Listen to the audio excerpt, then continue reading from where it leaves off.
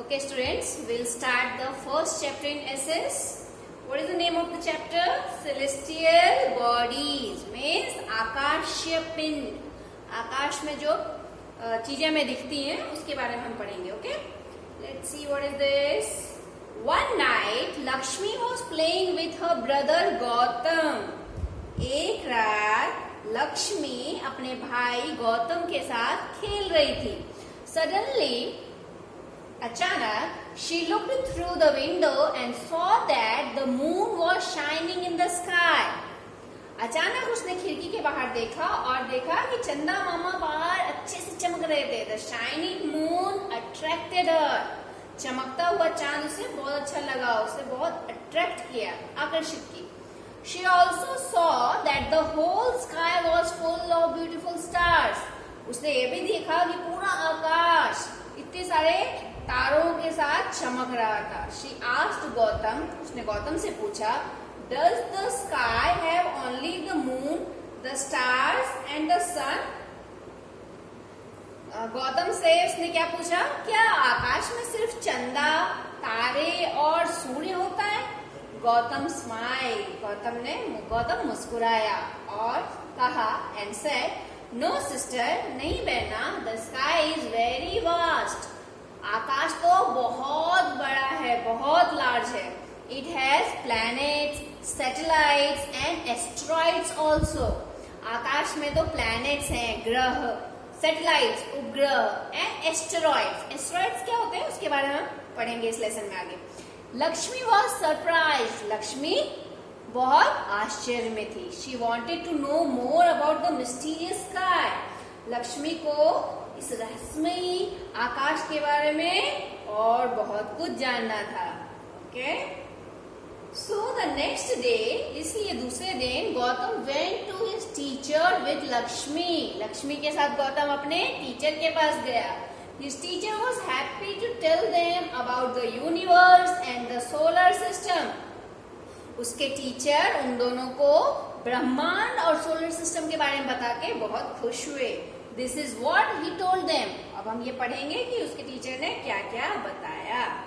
The universe means ब्रह्मांड. The vast open space that we see above us with the sun, stars, planets, meteorites, comets and the moon is called the universe. Universe हम किसे कहते हैं? ये बहुत बड़ा खुला आसमान जो आपके ऊपर है, उसमें हम सूर्य, तारे, ग्रह, उसके अलावा भी पथरीले बहुत सारे पार्ट्स होते हैं, कॉमेट्स हम आगे आगे पढ़ेंगे और क्या क्या होता है, चंद्रमा, ये सारे मिलके यूनिवर्स कहलाते हैं. It includes all the heavenly bodies. इसमें सारे आकाशीय पिंड आ जाते हैं. ओके, द सोलर सिस्टम, आकाश में रहने वाले सारे चीजों को हम आकाशीय पिंड बोलते हैं. तो सोलर सिस्टम के बारे में हम जानेंगे. सोलर सिस्टम किसे कहते हैं? The sun, the 8 planets and their satellites. Planets के चारों तरफ घूमने वाले छोटे छोटे पिंड को हम सैटेलाइट्स बोलते हैं, जिसको हम मून भी बोलते हैं. And the other heavenly bodies like comets and asteroids form the solar system.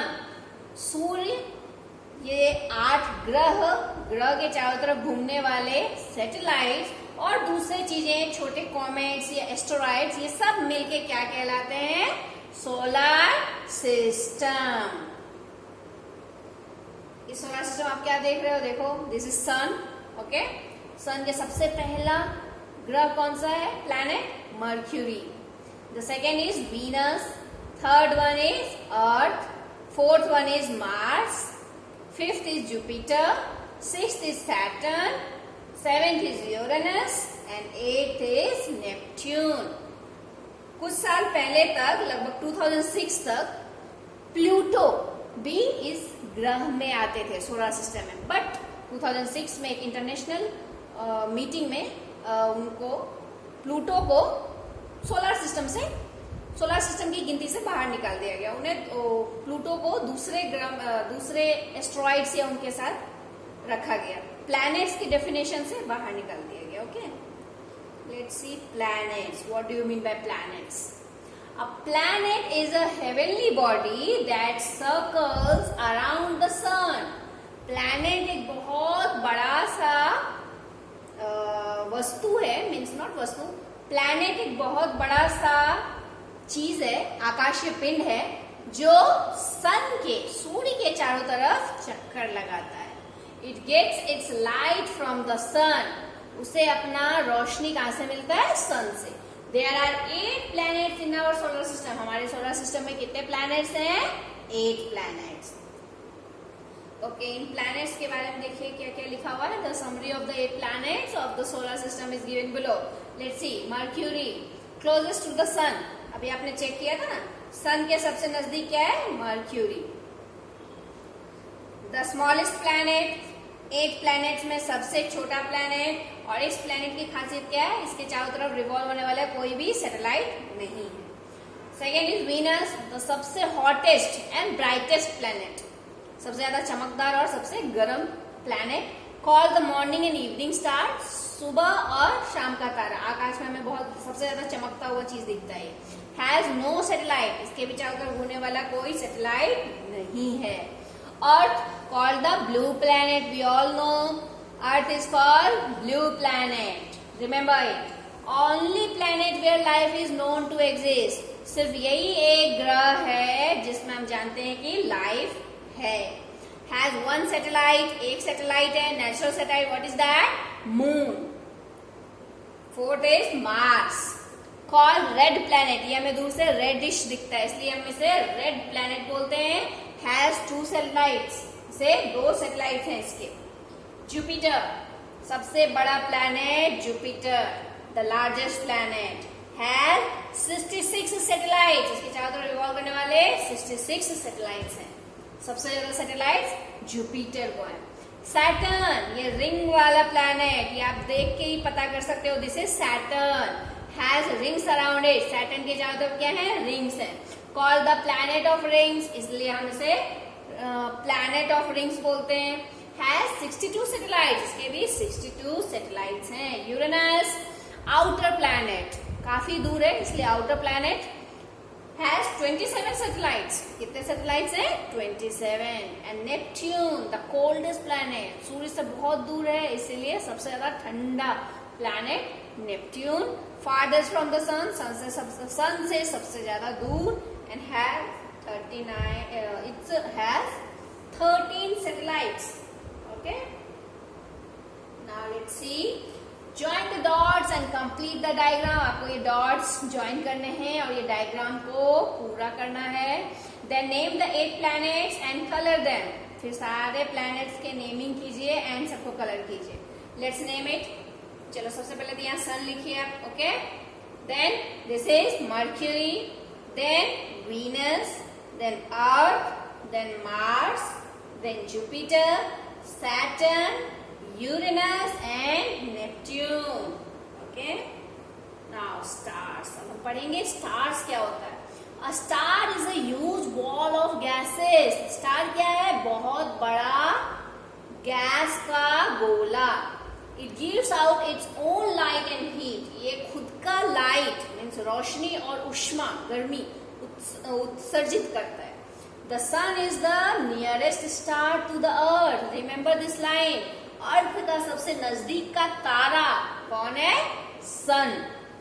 Stars look small because they are very far from us. अब बोलोगे अब स्टार्स तो बहुत छोटे होते हैं. नो, स्टार्स छोटे नहीं है, बहुत बड़े हैं. लेकिन ये छोटे हमें क्यों दिखते हैं? क्योंकि ये बहुत दूर हैं हमसे. They are very far from us. Okay, let's go next. Satellites. Satellites are the small bodies that revolve around the planets. Planets से छोटे होते हैं ये satellites, और ये planets के चारों तरफ घूमते हैं. Okay, these are called satellites. These are the small bodies that revolve around the planets. Some planets have their own satellites. कुछ planets के उनके खुद के satellite होते हैं.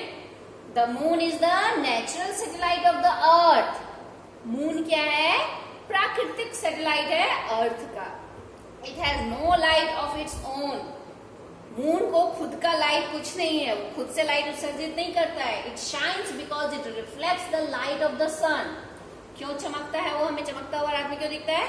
सन की लाइट उसके ऊपर पड़ती है, इसलिए हमें रात में वो चमकता हुआ दिखता है। देखिए डायग्राम से आप चेक कीजिए, ये अर्थ, सन एंड ये मून। ओके, अर्थ जो है ये सन का रिवॉल्व कर रहा है, मून यहाँ अर्थ का। ओके, सन के तरफ का पार्ट जहां जहां सन की लाइट जाएगी उस टाइम डे टाइम है यहाँ अर्थ पे, और इसके अपोजिट साइड नाइट टाइम है। ओके, और नाइट में आपको चंद्रमा दिखेगा, तो ऐसे लाइट जब पड़ रही होगी मून पर सन की, तो हमें वो शाइनिंग पार्ट दिखता है। Okay, now the sun, sun के बारे में हम पढ़ेंगे। The sun, the sun is like a big ball of hot gases. Sun क्या है? बहुत बड़ा गर्म गैसेस का गुब्बारा बोल सकते हो, बड़ा सा ball. It is the star around which the Earth and the other planets of solar system revolve. ये क्या है?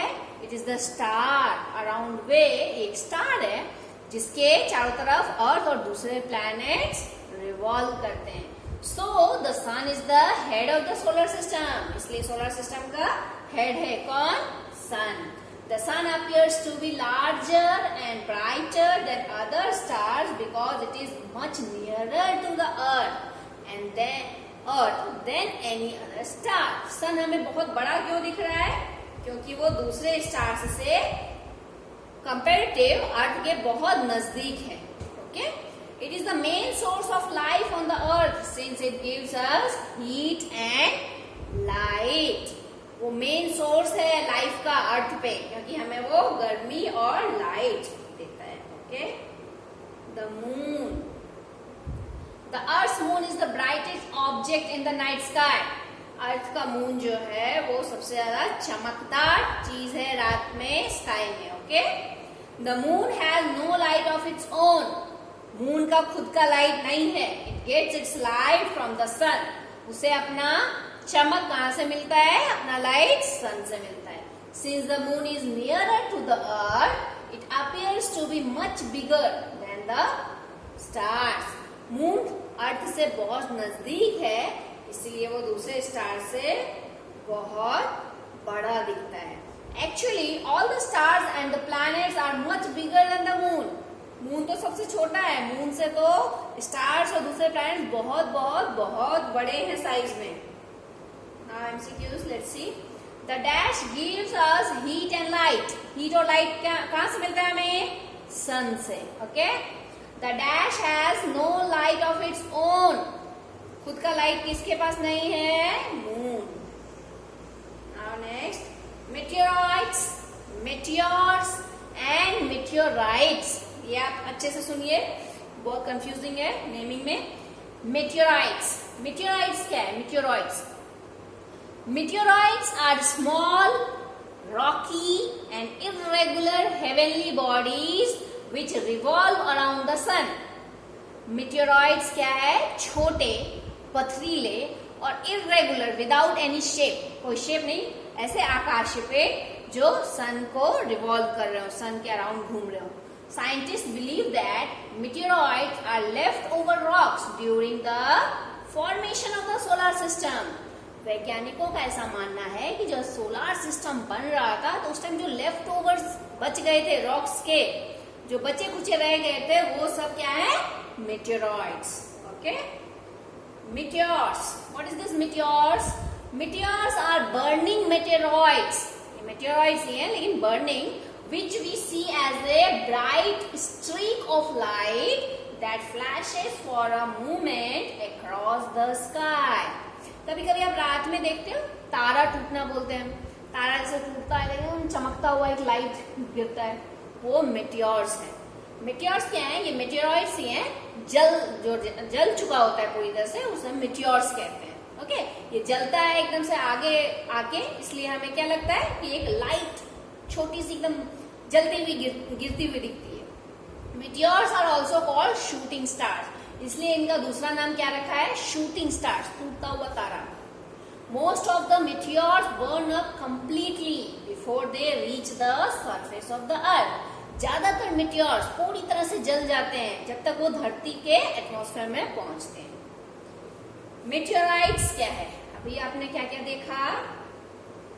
मेटियोरॉइड्स, ओके, मेटियोरॉइड्स, देन मेटियोर्स. अब हम चेक करेंगे meteorites. Okay, what are meteorites?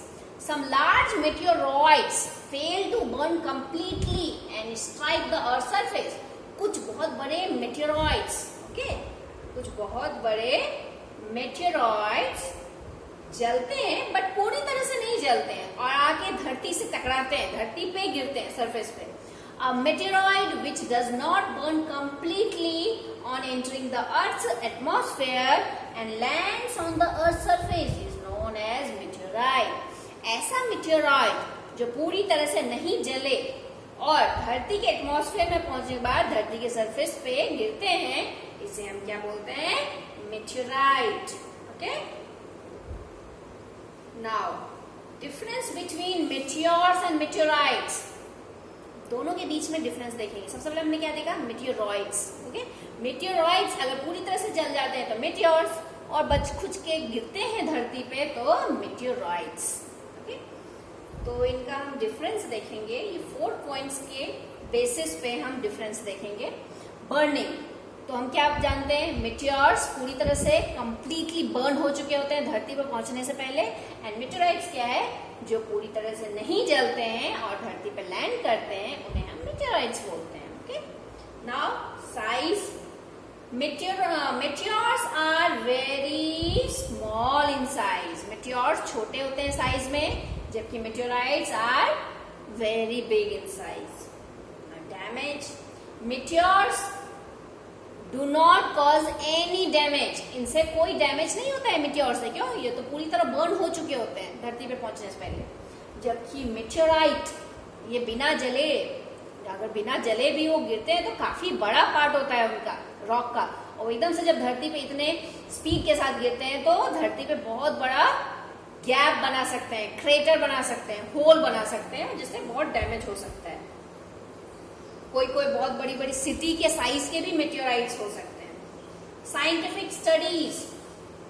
Meteors का कोई साइंटिफिक स्टडीज पॉसिबल नहीं है क्योंकि पूरी तरह से बर्न हो चुके होते हैं, इसलिए साइंटिस्ट को उनके बारे में जानने के नहीं पता चल पाता है मेटियोर्स के बारे में. ओके, ज्यादा उसके बारे में स्टडी नहीं कर सकते क्योंकि उसका कोई पार्ट पॉसिबल नहीं है उनके पास. जबकि मेटियोराइट, उनका पार्ट, उनका मतलब पत्थर के टुकड़े होते हैं, वो उन्हें मिलता है तो साइंटिस्ट उसके बारे में स्टडी कर सकते हैं. उनसे पता चलता है कि किस तरह की चीजें स्पेस में अवेलेबल है. Now MCQs. Meteors are also called, क्या देखा हमने? Meteors are also called shooting stars. Some large dash fail to burn completely and strike the earth surface. क्या फेल हो जाते हैं पूरी तरह से बर्न होने में और सरफेस पर स्ट्राइक करते हैं? Meteoroids. Okay, now let's see some other members of the solar system. Solar system में और क्या क्या मेंबर्स होते हैं? अभी तक हमने क्या देखा था सोलर सिस्टम में? Sun, 8 planets, comets and asteroids. Collectively they form solar system. Okay, and some satellites. Yes, now there are some other bodies which revolve around the sun. सन के चारों तरफ घूमने वाले कुछ और भी ऐसी चीजें हैं, उसके बारे में हम जानेंगे. Let us learn about some of them. उसके बारे में कुछ के बारे में हम देखते हैं. एस्टेरॉइड्स, उनमें से एक है, ये पत्थर पत्थर के टुकड़े देख रहे हैं आप, ये एस्टेरॉइड्स कहलाते हैं. एस्टेरॉइड्स आर स्मॉल, छोटे होते हैं साइज में, दूसरे सेलेस्टियल बॉडीज के कंपैरेटिव स्मॉल होते हैं asteroids. Irregular heavenly bodies, irregular shape के होते हैं, राउंड पूरी शेप के नहीं होंगे. Heavenly bodies of rocks and metals which revolve around the sun in the gap between the orbits of Mars and Jupiter. आपने देखा होगा मार्स और जुपिटर के बीच में, तो प्लैनेट्स के बीच में जो गैप रहता है उसमें क्या है? तो मतलब पत्थर की बहुत बड़ी बेल्ट्स, बहुत सारे पत्थर है, एक बेल्ट के रूप में बनी हुई है, इसे हम बोलते हैं asteroids. The number of asteroids between Mars and Jupiter is so large that they appear as a belt in this region. Mars और जुपिटर में इतने ज्यादा एस्टेरॉइड्स हैं कि वो एक पूरी परत दिखती है, बेल्ट जैसी दिखती है. Okay, now comets. A comet is a small body. Comet comet एक छोटा सा सेलेस्टियल बॉडी है ऑफ आइस एंड डस्ट, जो किससे बना हुआ है? बर्फ और धूल से, that moves around the sun in an elongated orbit, जो सन के चारों तरफ घूमते हैं but in elongated orbit. Okay, elongated मतलब थोड़ा सर्कल को आप इलोंगेट कर दो, लंबा कर दो। As a comet approaches the sun, comet sun की तरफ अगर जैसे जाने लगता है, इट हीट्स अप, वो गर्म हो जाता है, and leaves behind a stream of hot glowing gases and dust particles. गर्मी के कारण वो पिघलने लगेगा और उसके पीछे क्या रह जाएगा? गर्म हवाओं का एक स्ट्रीम रहेगा, एक क्या कहते हैं उसे, एक तरंग की तरह दिखेगा। Fine, we see this as a tail of the comet. Comet जो आप बोल रहे हो, तो इससे क्या हम देर से देखते हैं? ये जो दिखते हैं हमें गैसेस, वो एक उसकी पूंछ की तरह दिखती है हमें। Now the tail of a comet always points away from the sun, और हमेशा टेल जो है वो सन के अपोजिट दिखती है। क्यों? क्योंकि ऐसे अप्रोच करती है तो ये ऐसे जलती भी जाती है इधर से, और ये पीछे छूटता जाता है, ऐसे गैस ऐसे पूरा बना रहता है line. Okay, an example of a comet is Halley's comet. किसी कॉमेट का एग्जाम्पल देना हो तो इसका एक नाम है हेलिस कॉमेट। एक कॉमेट का नाम है Halley's comet. It is named after the English astronomer Edmond Halley, who discovered it. इस कॉमेट को किसने खोजा था? एडमंड हेली ने। ओके, उनके नाम पे इस कॉमेट को नाम दिया गया है Halley's comet. Okay, now the chapter is over. In second video, we'll see the other exercise and other things.